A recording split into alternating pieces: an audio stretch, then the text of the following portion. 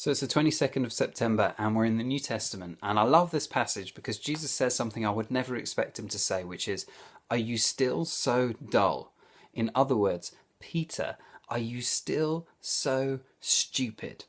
And I think that's a question that Jesus wants to ask all of us today. Are you still so stupid? Do you still not get what I'm interested in and what I'm not interested in?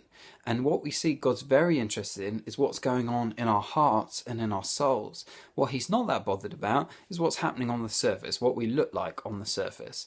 So for loads of us, we spend most of our energy caring about the thing that God doesn't care about very much at all. We spend lots of time, don't we, trying to make sure we got the right outfit on, trying to make sure our hair looks good, trying to take the perfect selfie from the right angle. And you can get those apps now. I saw it on the Twitter the other day. You can get apps where you airbrush your own selfie and things like that. Well, God's interested in your soul, your souli, as it were. And you cannot airbrush your soul. He sees what's in the heart. And for most of us, we can forget what's in our heart because we obsess about what's on the surface until something happens. So our lives are a little bit like a really full glass of water. And if everything's okay in life, we can kind of just about keep it in there.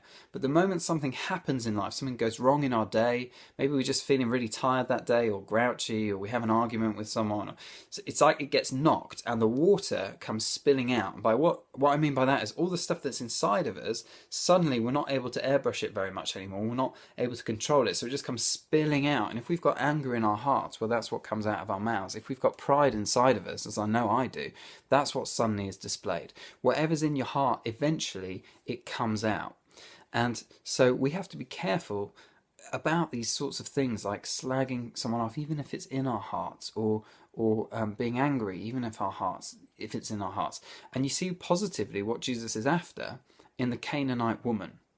The reason that initially he's reluctant to help her is because he's partway through his mission, and his mission is always to reach everybody in the world and to save the whole world. But he was first coming to the Jews, the people of Israel.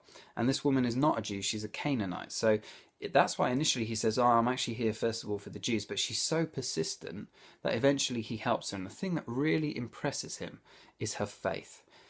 God is looking for faith. Every time Jesus finds faith, he's really impressed by it.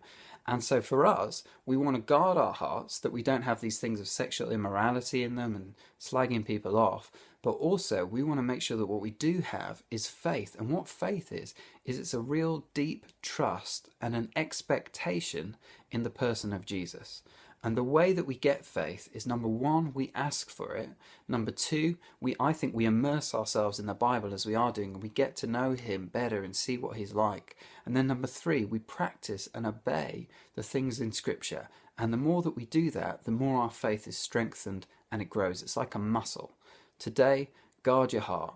Watch the stuff that will defile us and build the stuff that will impress Jesus.